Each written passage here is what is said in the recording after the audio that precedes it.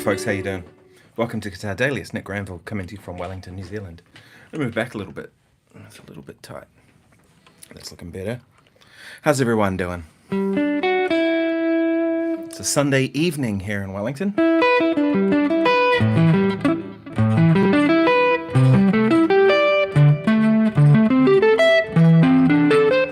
Been working on that. Still a lot of work to be done. How's everyone doing?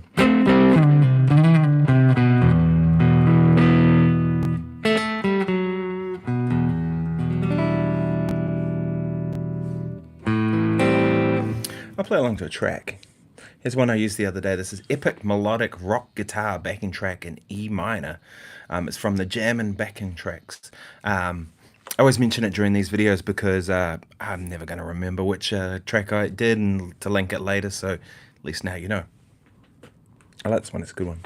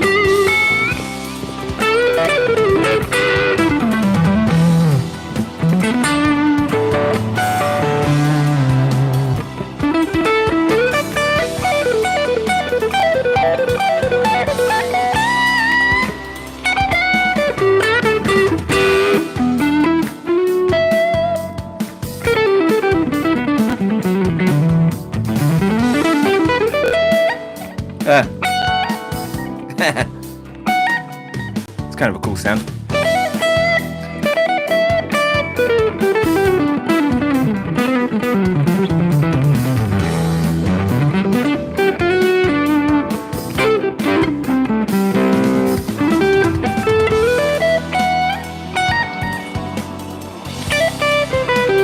Is it a mistake if you do it again?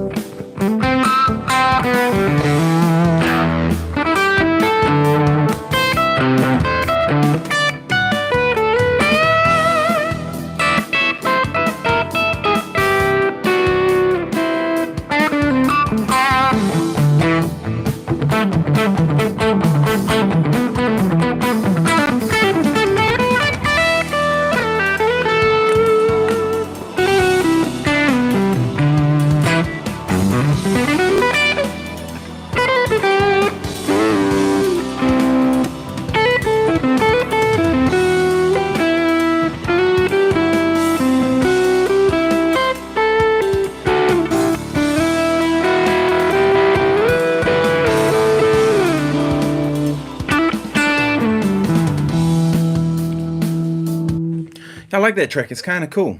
It's a little different from kind of a lot of the stuff I'm doing here, but you know, why not?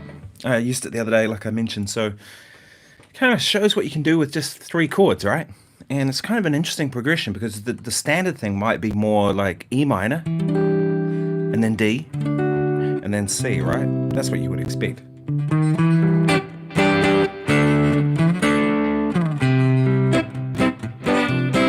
So I'm running through the Fractal FM3, which is sitting back there, and I've got the OTB boost in front of it. Pretty much what I'm doing all the time now. I just love the way that kind of compresses as this little bit of sparkle on the top. And what I've done with the amp model here is I've just cranked up the gain, so the gain on the amp is kind of cooking, or the virtual amp. You can hear it. It's all that flabbiness on the bottom end that an amp does when you turn it up. It's what my Tweed Deluxe does, the Victoria. So, yeah, so that's how it's getting that sound. But it's an interesting kind of chord progression because, like I mentioned, is just E minor, D, C, right? Except the second chord is D over F sharp, E minor, which changes the whole thing because I'm kind of hearing it going. But even G is kind of related to C, right? G over C is kind of a nice sound, so. Funny how just such a small change like that can kind of throw the whole thing off. In a good kind of way, I think. How's everybody doing? It is almost 9 o'clock on a Sunday night, so cheers everyone to that. I don't even know what this red wine is. It's one that my mother bought and left here, so that was nice of her. What's my volume changed? Like drastically.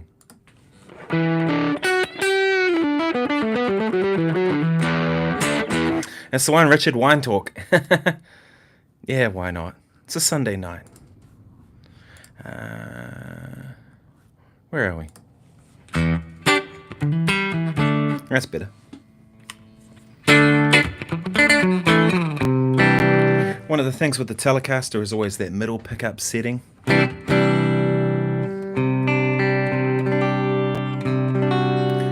But my favorite on the Tele is the neck pickup. Such a great tone.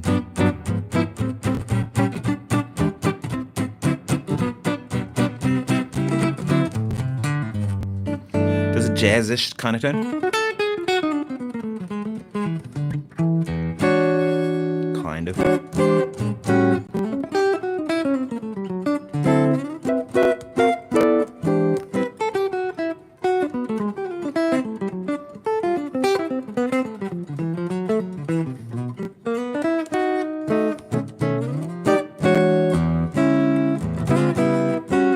So yeah, it kind of does that, but you can do like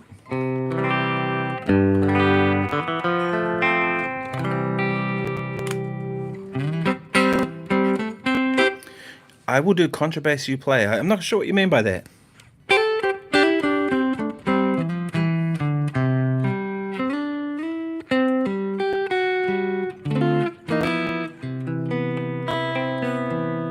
Are you suggesting we play together? I'm not sure how we do that in this format, but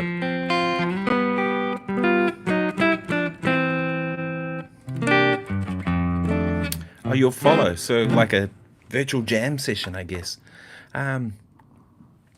Yeah, I was kind of planning to play some other tracks, but I probably will do that.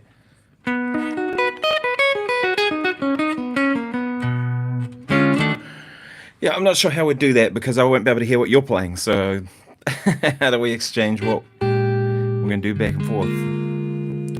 It's sounding really bright to me today, I don't know why. That's better.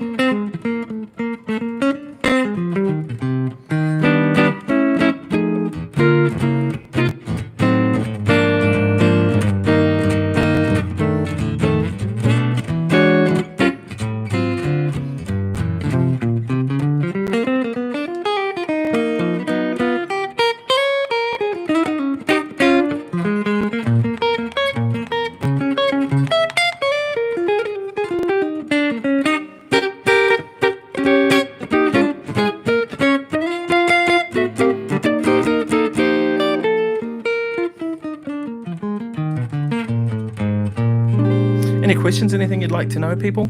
As I said, it's Sunday night here in Wellington, New Zealand. It's really windy here at the moment. Like, you can probably hear it at the moment. It's kind of gusting out there, and it's summertime here, but we've been getting hit with rain. And Richard says, I know, but the New York greats can't hear me. But love that I come and play there with them. I did an HOP bass storm to that. We sound great too. Oh, okay, cool. Cheers. Love New York City. My favorite city. One of my favorite cities I've ever been to. Need to go back there. Only been once. We went for a week. Stayed with family.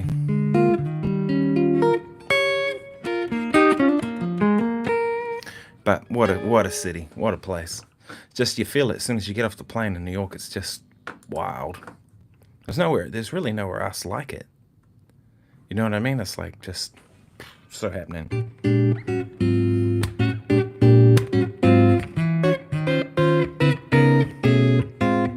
But we'll be off to the US on Friday, but not going to New York on this trip. Unfortunately, we're going to Alaska for a week, and then we're going to Los Angeles for a week.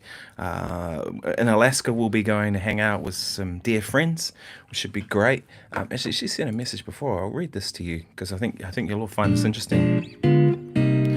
In Wellington, where I live, we don't really get snow. Like, I think it's snowed once in probably the last 10 years, and even just then, just a little bit. But my friend Kelly, who we're going to stay with, says, should I book some stuff? She said, what about glacier hiking, dog mushing, sledding, tubing at Arctic Valley, spa at Acacia Resort? Wow. Sounds like it's going to be awesome.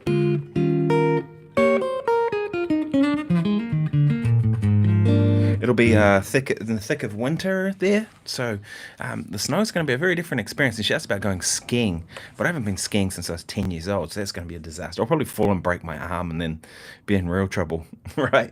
I had a student who did that. He went snowboarding and then came into his lesson with his arm in a sling like this, and I was like, what'd you do? And he said, I went snowboarding and fell off, and I was like, great. So that was him for like 6 or 8 weeks, unable to play. You know, and then the following year he comes back in and same thing. The other arm was in a sling this time, and I was like, oh man, come on. So he literally broke both arms separately, but that's how it goes. And he ended up a fine. So Richard says, I know you hate if I say this, but roll off treble and have some West nasality. I do when I'm on guitar. That's great. Good for you. Here's another track. This is Spacey Fusion backing track in C# minor. Should be fun. Oh, I see what I did. Let's go to this.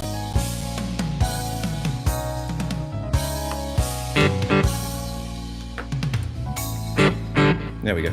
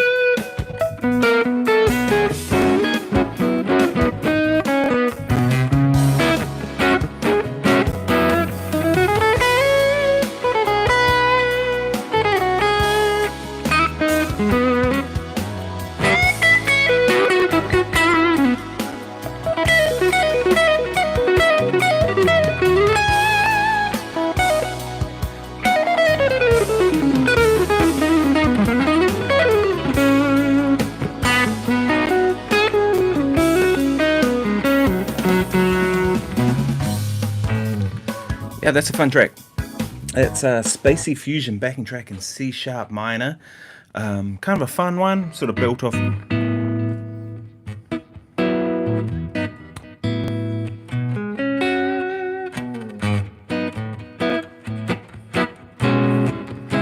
of this, and then the B section.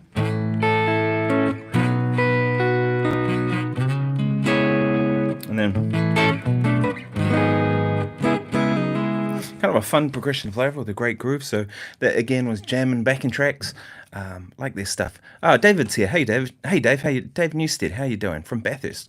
That's right, in Australia, where the racing happens. That's right. We talked about it last week, didn't we? Really enjoying what you're doing. Thank you very much. Still recovering from a 4-hour gig last night. 4 hours. Wow. I've done a few of those before, but I don't do them anymore very often. The 4-hour gigs tended to be when I do pub gigs and stuff like that. And I just don't really do pub gigs anymore, like hardly ever. I kind of enjoy it when I do, the occasional time I do. It's kind of fun. The closest I do to a pub gig is playing at the Blues Club in Wellington, which is hosted at an Irish bar, but it's run by Capital Blues here in Wellington, and they put on a gig every week, sometimes 2. And I go and do maybe 3 or 4 of those a year, sometimes 5 or 6, but once every second month, or once at the most once a month. But even then, doesn't tend to happen. Most of my stuff is really concerts these days, so I do a lot of stuff with orchestras and stuff like that, session bands where people put stuff together and all that kind of stuff. So, yeah. And Richard says, I saw in the shelf a 335, top far right. Looks like a nice sounding one. No, at the top right corner is an Ibanez AF2000, which is a hollow body guitar. It's kind of, it's not crazy deep. It's not like a Super 400, but yeah, definitely hollow body, and it's got flat wounds on it. I do have a 335 type guitar, which I don't know if you can see that over there, which is an Ibanez John Schofield on the stand. I do like that guitar. It's good. Hey, Greg, how you doing? Greetings from the capital city of the Waikato. The mighty Waikato, eh? I love it up there. It's a special part of the country.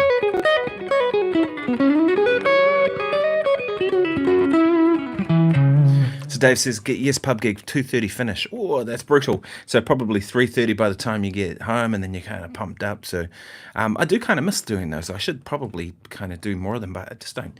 I think people think I'm just going to say no, so they don't ask me, because they think that, he doesn't want to do that. And it's not necessarily the case at all. It's just I do other stuff, but I have nights that I'm free, and it kind of be fun.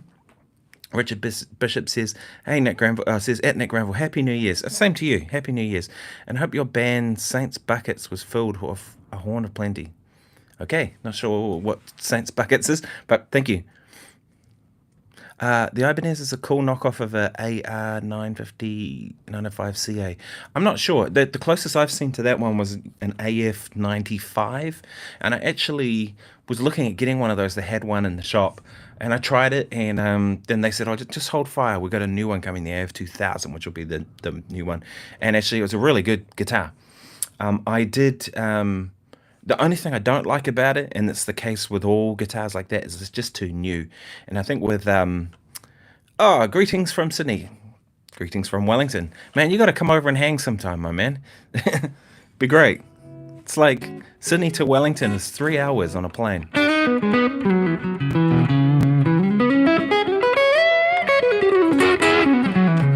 We'll be flying to Sydney on Friday, but unfortunately it's just a stopover on the way to... we're going...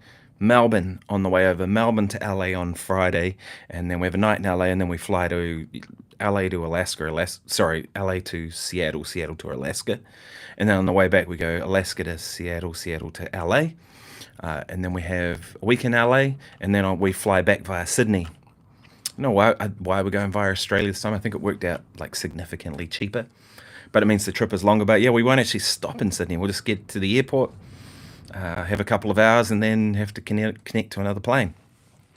It should be fun. I'm looking forward to the NAMM show. It's the first time I've been to the NAMM show in 5 years. So, because the NAMM show's kind of been all over the place with the whole COVID restrictions, and I believe this is the first year that the big companies are back. Things like Fender and Schecter, and who was the other one? Gibson, maybe. These sort of your girlfriend lives in Welly. Oh, there you go. You'll have to. That'd be great. We'll go and have a beer somewhere and go and check out some gigs. And if I'm playing, you'll have to come and see my gig. You might go, oh man, it sucks, you sound way better on YouTube. Yeah, I mean, not every gig I do is... Oh, Nick Huber, yeah, I was planning to go to Nick Huber's booth, so I will do that. I'll say hi for you. I've never met him, but I know my buddy Adam Miller has a signature guitar with Nick Huber, and so I want to go and check that out because it looks pretty cool. And if you guys have seen that guitar, it's sort of like a Tele meets 335, but it's got two really cool looking mini humbuckers in it. And Adam, he's a great guitar player. I really like his playing a lot. Cheers. Maybe a year or two ago, Adam and I were talking about doing some duo gigs or something, and it was super easy for me to pop across to Australia and do it, but still things were a bit shaky. You know, who knew if there were going to be restrictions, what have you. Flights were still crazy expensive. But yeah, well, I'll stop by Nick Huber for sure, and I'll definitely go to the Collings booth.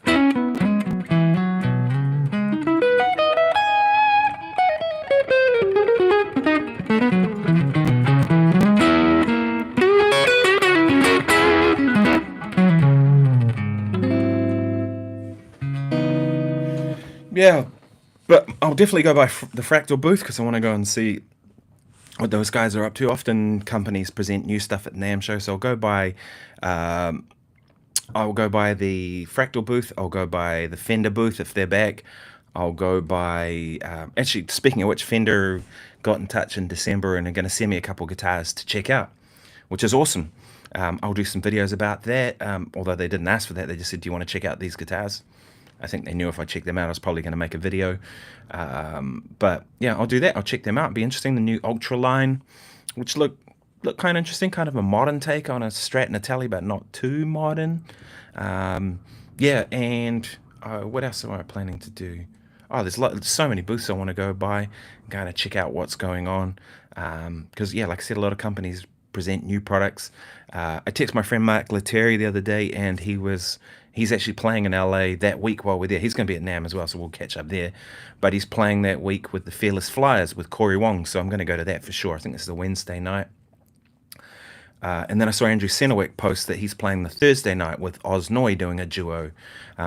So I know Oz a little bit. I took a lesson with Oz when I was in LA 7 or 8 years ago, maybe. So that'll be fun. Those two sound great together. And I've only met Andrew 2 or 3 times, like very briefly. But it'd be great to go and see those two play. And the baked potato is always a bit of a hang, so that'll be great. And I was talking to my friend Nick, who you might know if you're on Instagram and that kind of stuff, the Donut Doctor Nick. And we're going to catch up when we're over there, so that'll be great. I'm looking forward to seeing him. He's a badass guitar player, that guy. So, Greg says, what pickups are these? So that's the original one, which is a Seymour Duncan of some sort that came in the guitar. This guitar is a Highway 1. I've had it for a number of years. Drew my daughter's hand on the back of it. Going to give it to her one day. That was when she was 4 years old. I had it modified recently, so the neck can be taken off. So this is a guitar I'm going to take, and I've had threaded inserts put in the neck, and these are machine bolts, so they're not screws anymore. They're machine bolts that bolt in, and it's a way more solid connection. It actually sounds better for it. Sounds a little brighter, a little more zingy, like fractional. But you get more sustain. There's definitely more sustain with it because the connection between the neck and the neck is stronger. You just have to be careful. You could crank in it too much. But it means I can take the neck on and off as many times as I want. So I'm going to take the neck off and the body off and carry it in 2 parts on the plane. It should be great. So I'm kind of playing this quite a bit at the moment because I want to kind of get used to it. Because I'm going to be playing it for 2 weeks while I'm away. I kind of want to know that I'll be able to do stuff. So yeah, so that's the original Seymour Duncan that came in it, and that one there is a Damasio Area, which is a noise cancelling neck pickup. Do you see? It's pretty quiet. Better hum. Don't know if you can hear that. But I don't tend to play the bridge pickup very often on a Tele. I find them no, it's the best of the single coils. I just don't like single coils in the bridge. I much prefer a humbucker there. But it's nice to have that option. I'll use it. I've got a session to do tomorrow. I was hoping to do it today, but I'm going to do it tomorrow. And the plan is for that session to probably play the Telecaster because it's kind of country rock. It's a really like this kind of lighter sound. It's kind of like what you would hear the sort of modern Nashville things. So actually the perfect kind of players for it would be like someone like Tom Bukovac or Guthrie Trapp. But it's I'm playing it, so that'll be good. So I'll probably play it on this. It's actually for a dear friend. He texted me the other day and said he's got cancer. So I was like, oh fuck. And then he said, oh look, I want to do some recording to finish off this. This will be his last album. So I was like, of course, man. So I'm not going to charge him anything, of course. Great musician, a guy called James Cameron. Like we played a heap of trio gigs. He's a really good bass player and singer, upright bass player. And James, not the movie director. James Cameron also lives in Wellington. He just lives down the road, and but those are really good pickups. I did have the bridge pickup at one stage, but I didn't like it. The area noiseless pickup for the bridge. I might try and see if I can get another option. Try something there. I don't know. I like Glenn's pickups. They're probably my favorite pickups, Mr. Glenn. But he doesn't make a noiseless pickup, and I've got a noiseless there. And I do really like that neck pickup. It's quiet.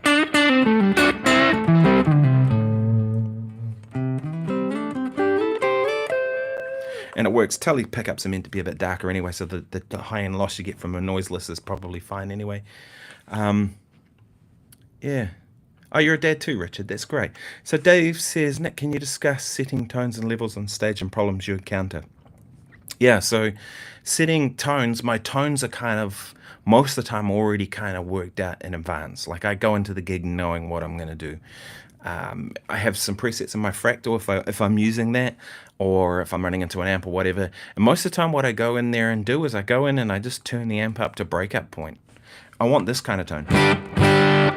So that's probably a little drivey. I've got a, I'd say about there, where if I play light, and then just breaks up, just to hear if you hit it hard. That's what I'm looking for, and that's pretty much where I want the amp. And then I play very dynamically, so I balance to the band as we're going. I'm constantly assessing it while I'm playing, and then most of the time when it comes to gain, I'm kind of stacking gain. So at the moment I'm running through the Fractal, which is what I always do. My bassman's back there. I don't know if you can see it. Maybe you can't. It's behind me. But the bassman would just be clipping this mic. I used it this afternoon, and it was really clipping this mic bad. Like the level I need it for my voice, the amp is just way too loud for that. So with the Fractal, it means I can run my in-ears, and then there's no amp sound in the room. My wife's upstairs watching television, so this is all shed here, and my talking. So I set it kind of at the level of breakup. That's kind of where I'm going most of the time, and then I push it over with drive pedals, and it's degrees of gain. My favorite tone is something like that. It's kind of big and raunchy, but very dynamic.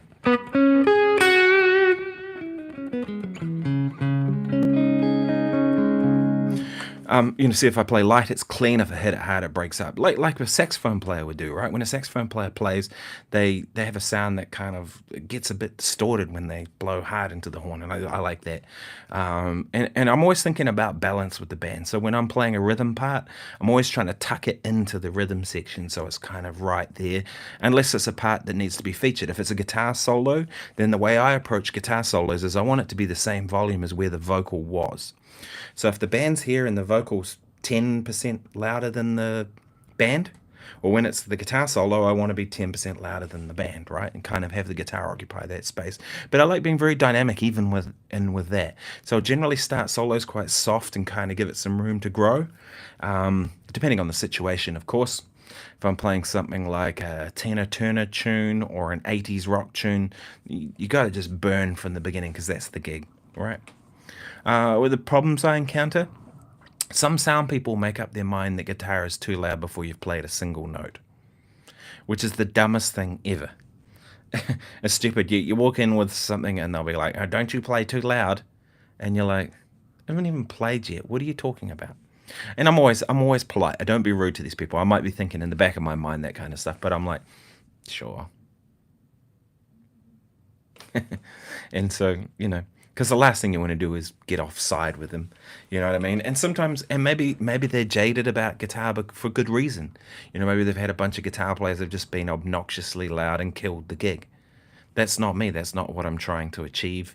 And I've been doing this for long enough to kind of know how it works. Now, I don't always get it right. There are times when I probably am too loud or whatever, and I try and be very considerate about that too. So with my Fender FR, which is always my preference nowadays, I kind of will tilt it away from the singer, and I'll kind of tilt it away from the front of house so the front of house person has a little bit more.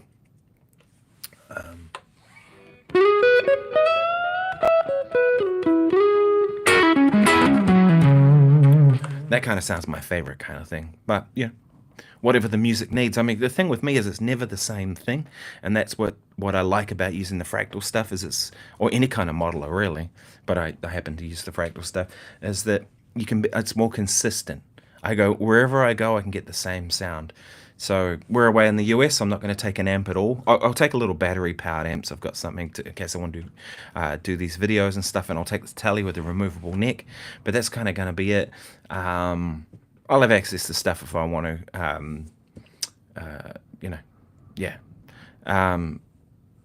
But the thing is, when I get back, I'm going straight. The couple of gigs I have, I've got a solo concert where I'm playing the solo guitar for an hour, just something I hardly ever do, and I'm really excited about that. It's going to be fun.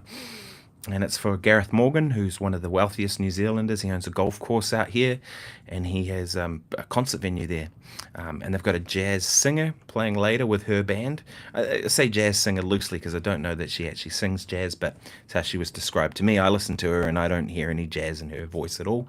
I'd kind of hear it more as lighter folk kind of music-ish, rock pop-ish kind of stuff. But they described her as jazz. And I'll be playing solo beforehand, so I'm going to just play like classic songs, probably some Stevie Wonder tunes and things like that in there. So yeah. Greg says David Sanborn tone for the Overblown. Eric Marienthal would know about that. Yeah, totally. Eric totally gets that sound in Sanborn too. I did a tour with Eric when he came through New Zealand, and it was an interesting one because you were talking about the difficulties of that you encounter. He was one who came over right at the beginning, and he goes, "Man, you're occupying a lot of sound in this room," and I was like, "Oh, sorry." So I turned down, right, and all it was I was playing without the band, and this was a big band, so we're talking an 18-piece big band, a lot of horns. Really big, powerful sound. And so I set my amp where I normally would with that band. I kind of knew where it was going to be. And before we'd even started, like nobody played a note, and he came around, "Oh, you're occupying a lot of sound in the band." I was like, okay. So I kind of turned down, and I did the gig. And then afterwards, I had about 6 people come up to me and say, "Man, I couldn't really hear you very well tonight." And I was like, damn it. And then someone sent me videos of the gig, and you couldn't really hear me. Like you could hear me, but it was like kind of tucked in under there. And I was like, just go with your instinct is always the best thing to do, I find. Yeah, totally, Dave. That's the one. Always, he says, always temptation to get a bit loud, but consider it for the rest of the band is where it's at. I totally agree. And what's interesting too, I found, is as you start the gig, you'll start at a certain volume, and then as the night goes on, everybody wants to creep up in volume. And I'm not talking about guitar players, I'm talking about everybody on stage does that as the night goes on. And it's not like an energy thing. I don't know why that tends to happen. Yeah, bass players particularly. Some of them can get pretty loud as the gig starts going on and on and on. And it's, I've watched videos back because I film all of my gigs now on one of these. I've actually got 2 of them. Oops, am I going to be able to do that? There we go. Sorry, put the camera back. I've got a couple of these DJI Osmo Actions, which these things, if you haven't checked them out, are awesome. Forget the GoPros. GoPros suck. These things are way better. This is the version 3, and I have the version 5. Version 5 will record for 4 hours. GoPros, if you're lucky, you'll get 2 hours, which is not long enough for a gig. Even a 2-hour gig, you want a little bit of time before and after. But I bring this and I record all the gigs And I've noticed things creeping up as they go along. So my temptation is not to kind of go with that. I found if I start kind of getting into that volume war, the whole thing, everybody loses. So Greg says, typical sax player. Yeah. Zal, you're here, mate. G'day.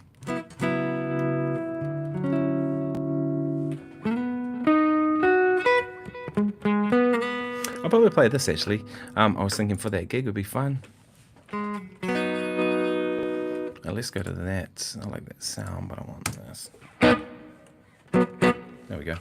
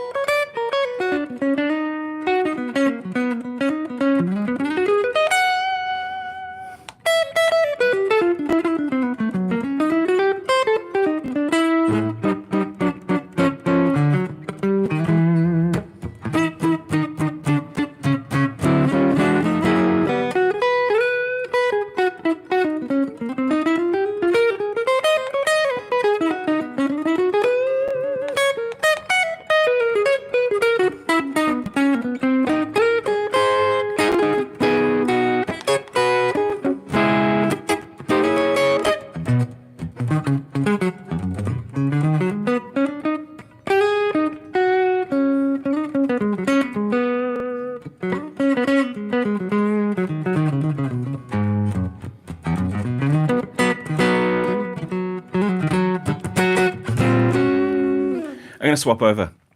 Give me one sec. I'm not feeling this guitar right now for that sort of music. I'm really struggling with it. That's what I feel like playing.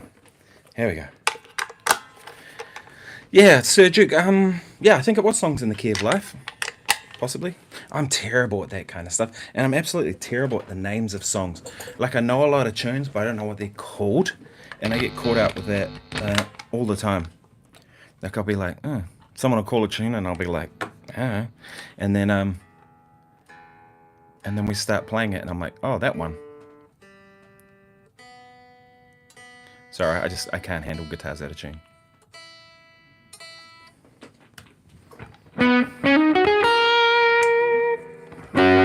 There we go, that's better.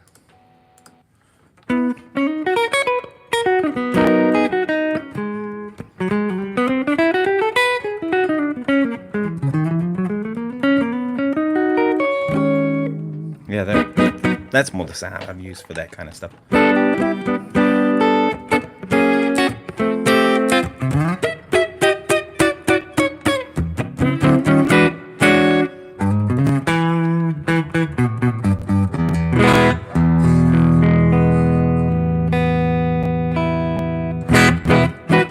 Can't stand guitars that are out of tune. I don't know about you.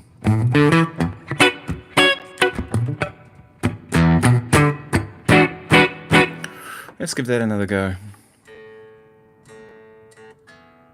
It's one of the joys of if you pick up a guitar that's cold.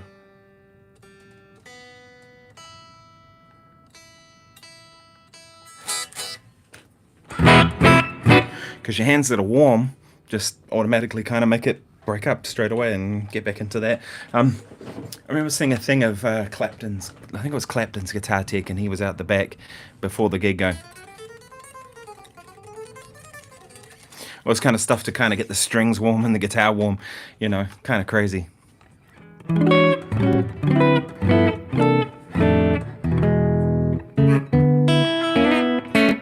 Yeah, it's a pet hate of mine too. It's like one of those things that if it goes out of tune, just tune it, you know what I mean? And tuners are so accessible. You can get those little clip-on things on the headstock, but so there's really not a lot of excuse.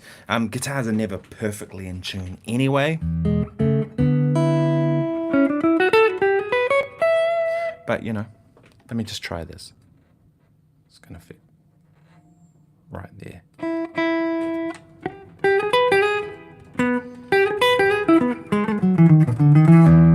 That's better.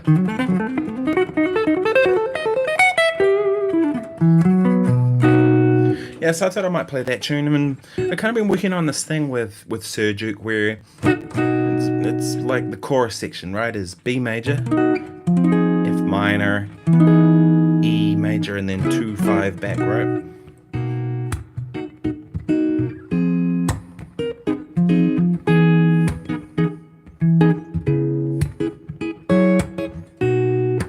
Check this out.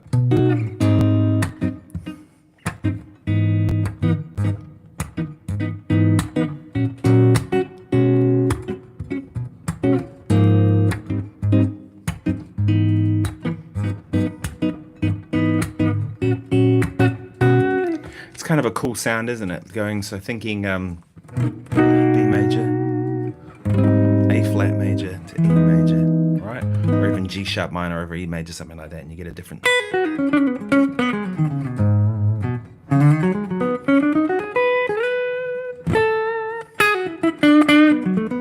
Yeah, some horns can be perfectly in tune though. I mean, trombone, right, in theory should be an instrument that could be perfectly in tune on every note. But as we know, a lot of trombone players aren't. The joke with trombone players was always the wind-driven pitch approximators. But in theory, cheers to the trombone players. Right, and I'll put that track back on. Why not? It's going to be screaming loud a bit.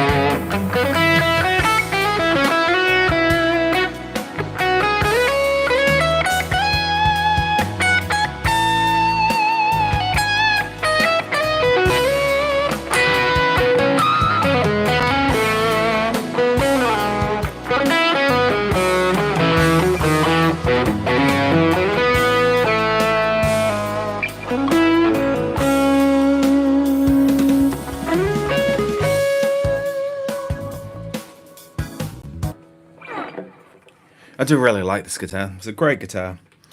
So many things to like about it. To me, it's kind of sounds a lot like a Gibson Les Paul. It's got that like just rings for ages.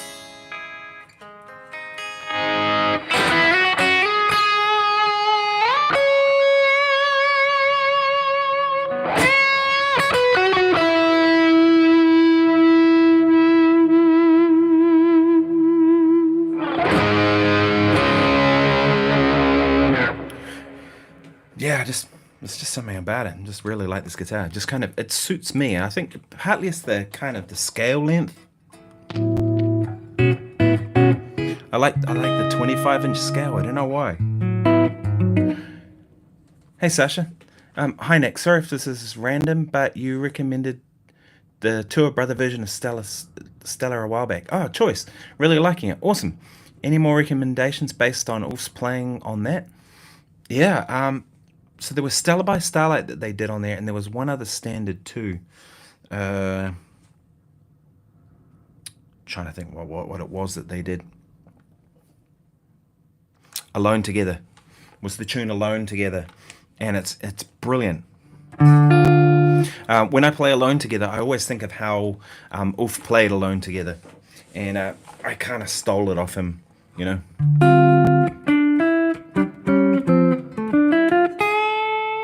Like that thing that he does up to the note, and that's literally a lick I ripped off him.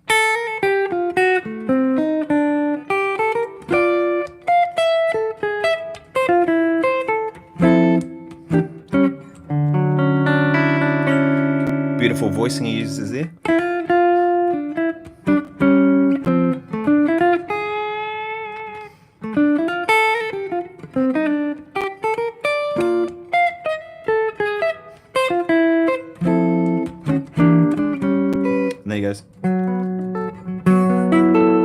I think that's the voicing.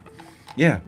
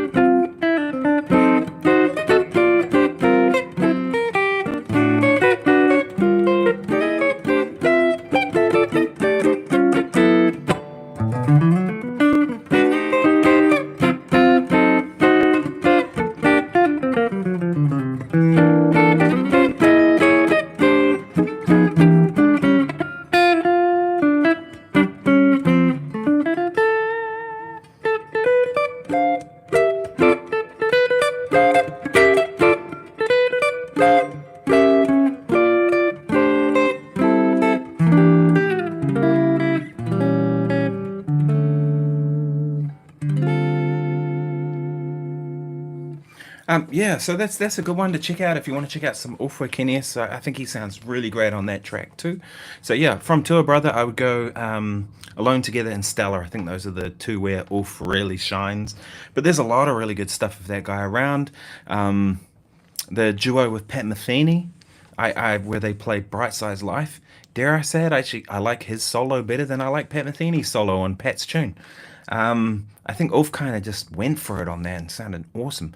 Pat sounds amazing too, though, don't get me wrong. But I felt Ulf kind of went to another level. He's a great guitar player, without a question.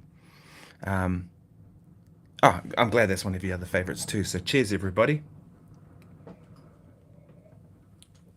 The opening chord again, which from Alone Together. I think I just played minor 11, but I don't think he even does that. I think he just goes. I think he does that, but I just played minor 11. He might even play that actually, which is just so like an E minor 7, but you're playing the 3rd and the 7th, and then an A7 playing the 7 and the 3, like shell voicing type thing. That stuff, but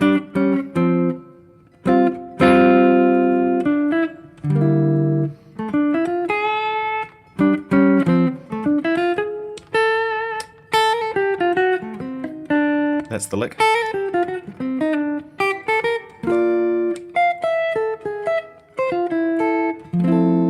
And I always, when I play this tune, there's one thing I like doing here too, which is instead of going 2, 5 into the major, I've always liked going. So that's kind of a pretty movement, right? So instead of going E, A, D, I go F, and then I go E flat, major 7, D flat, major 7. So essentially it's kind of like an enclosure when you think about it, right? Enclosed above, enclosed below, leading into it. Do that both when I solo and when I play chords. It's a good one. And then of course there's the minor 2 5 and the 5s in the bridge, which, you know, and it's a weird number of chords, that number of bars to that song. It often is. I found when I play it with people, particularly if you play it on a jam session or something, it tends to be one where it can get, if you get into trades, it gets a little funky because you've got that last section, which is like a shorter section. Whatever it is, 8 bars or something. 2, 3, 4, 4, 2, 3, 4, 1. Yeah, so it's only 8, and then.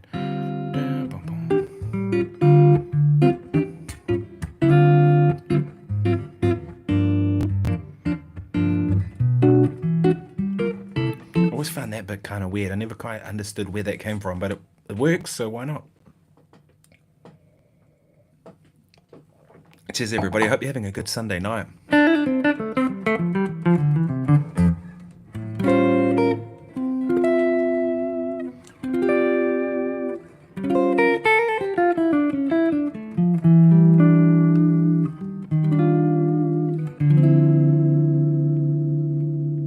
Yeah, it's just a sweet guitar, this one.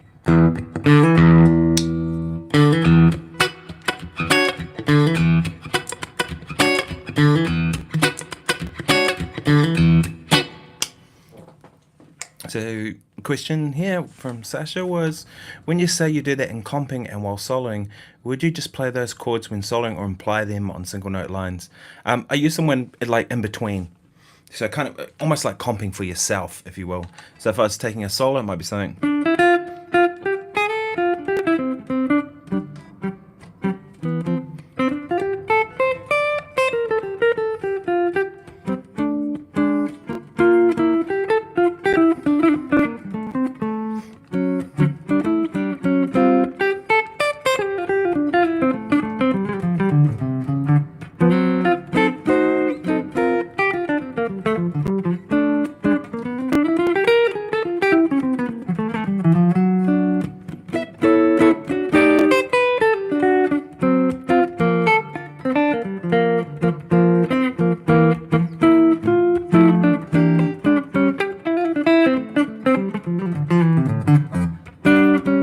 So you see, I'm kind of using them to sort of accentuate the thing, the lines. Now, I'm playing way busier now than I would if I was playing with a band. So if I played with just say it was drums, bass, and guitar, I might be able to get away with some of that. But even then, it's still a lot of notes. You know, if I was playing with a band, I'd probably strip it right back and play half that many notes. You know, and try and say something more musical. And then if it's just me, there's more room to play. You know what I mean? When you play solo, there's kind of room to do whatever you want. And then, of course, if it became a bigger ensemble, say there was a piano player as well, then I'm probably not going to need to comp all that much. So I'm always assessing it. It's never set with me. Do you know what I mean? I kind of go with the flow and...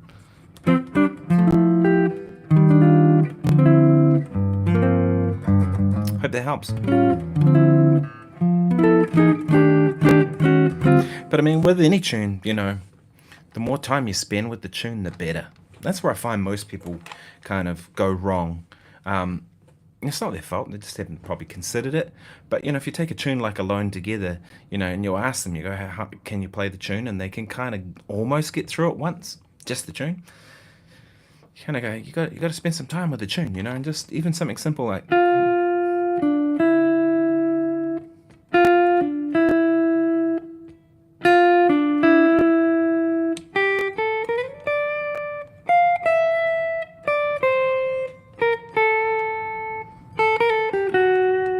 you know, being able to play it just like very simply like that. But you could also,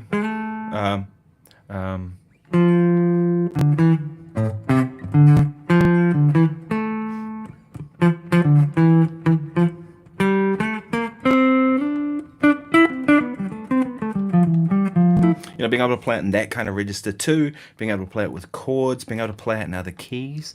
I mean,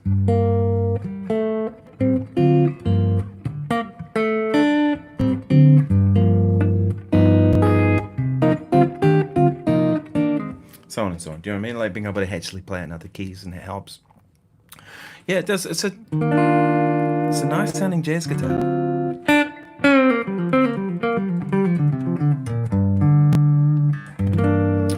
I think it's just a nice sounding guitar, and so you can make it sound more jazz if you want to.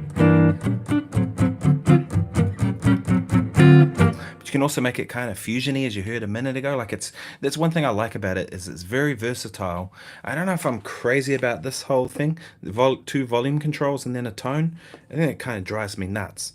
I just want one volume control, be done with it. Because even just then I found that I was on neck pickup and I was turning the wrong, like, that one's for the neck control, and that one's for the bridge. I don't want two controls, because it's like, it's just, yeah. I mean, but that's how he designed it, so I might actually get it modified and just have one volume control, just make it simple.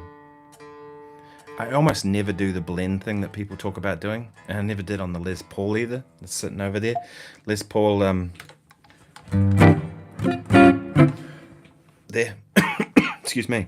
Les Paul, I took it off and got one volume, one tone. Just better. Oh man, I'm glad that was useful. Thanks.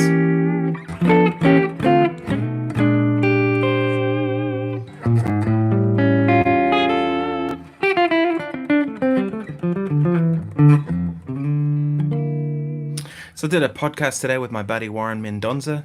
We've been doing a podcast for a little while on his channel, Black Strat Blues. So if you check that one out, you'll see the podcast that we do.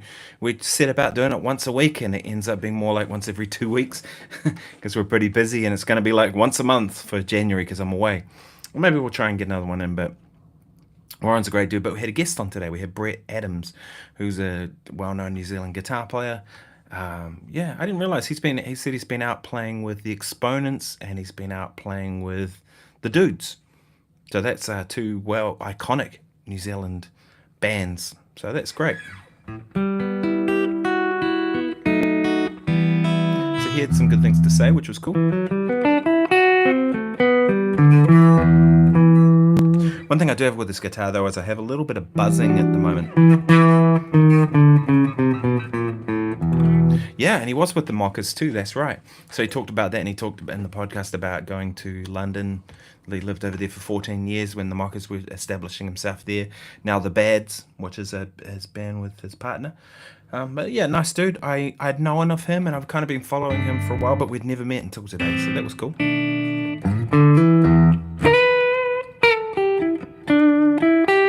Yeah, so that buzzing on the A string that's started happening. Hear it a little bit there. It's around this sort of point of the neck. I do need to get it looked at, but I'm kind of it's a seasonal movement thing. I've noticed too, the nut here is now just feeling ever so slightly high, whereas it was completely flat before. Yeah, Diane Swan is his partner, so yeah, she's the singer in the Bads, I think, with him. But yeah, so it's just feeling ever so slightly high now, and it was flat, which tells me there's been a bit of shrinkage, which that's what happens when the seasons change. Wood moves and does what it does. So I think that's what the buzzing is. It's probably going to settle itself down, so I'm tempted not to kind of do anything. This also was a brand new guitar when I got it, so it's going to need a while to settle in. So I'm kind of like, do I want to do anything with it? I think I just want to leave it alone. but it's a little bit annoying having that buzzing. It only really comes through if I hit hard.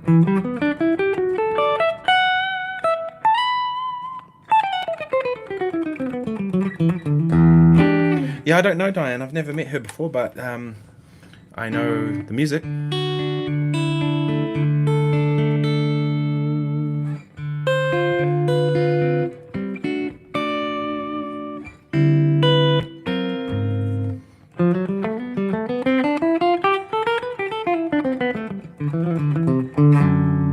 Yeah, I mean, there's no one with a Plek machine in New Zealand, unfortunately. I don't think there is one. I think the nearest one would be in Australia, probably I know there's one in Perth, because I think Leon Todd mentioned that he takes his to someone in Perth. But, I'm not going to send a guitar over there to have it done, because, it's so different. The temperature can get to 40 degrees in Perth. And then you get it sent back, and all of a sudden it's out again. So just regular fret work will need to be done, but I also want to let it just settle in and do what it's going to do for a little while. As my guitar tech said once about a guitar I took to him, he said, I don't even know that this tree knows it's a guitar yet. Right? When you think about it, the tree's drying out. Like, that's why some guitars, I think, don't sound particularly great. You know what I mean? It's if the wood's not dried out, then it's kind of still moving and doing stuff. It's partly why I think some of those old vintage guitars sound so great. It's because the wood's just dried. And actually, they used good wood at the time, like the old Gibsons and Fenders and stuff like that. Some of those old guitars, the wood was old when they started. You know what I mean? And now it's really old and broken in, and that's why they sound great, I think. That probably doesn't even need a play, but I probably should check it just in case. Anything you guys want to hear?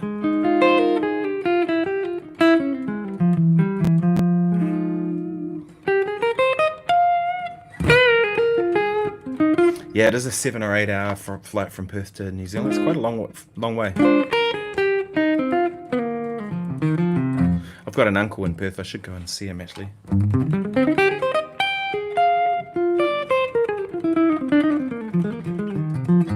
And of course, it'd be good to go and hang with Leon Todd and Troy Naberbaum. These guys are awesome.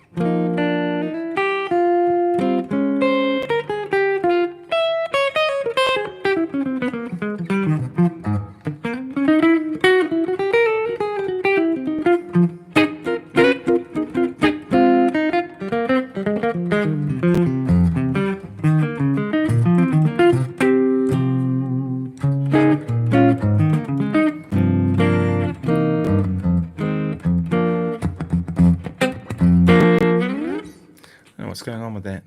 Stop doing that. There we go. Okay. We have to go in a minute, folks. It's been 65 minutes. I try and keep these to an hour as much as possible. They're still taking at least a day to upload YouTube. I guess it's a lot of data for them. Anything you want to know before I go?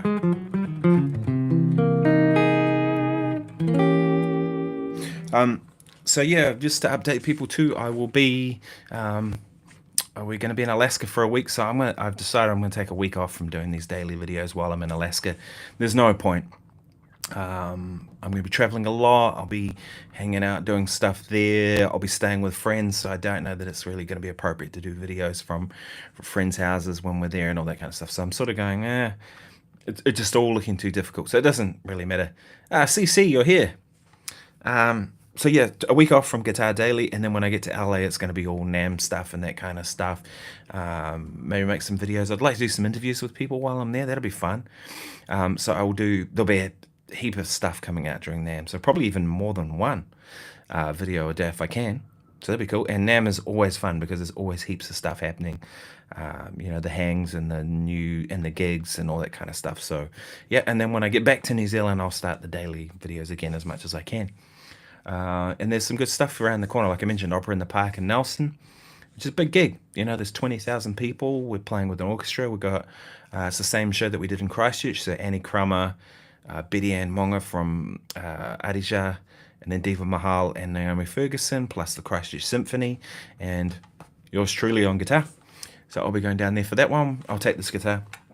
That's what I used last time. I was tempted to take a second guitar, but I think I'm just going to get them to provide a higher guitar for that one, so I can have a backup, and they'll provide an amp. Yeah, so there's some stuff around the corner, and then, like I said, that solo gig and various things, so I'll do some videos about all of that. But otherwise, have a great day. Thanks so much for watching, and I will see you all soon. Thanks so much for joining me. Cheers, everyone.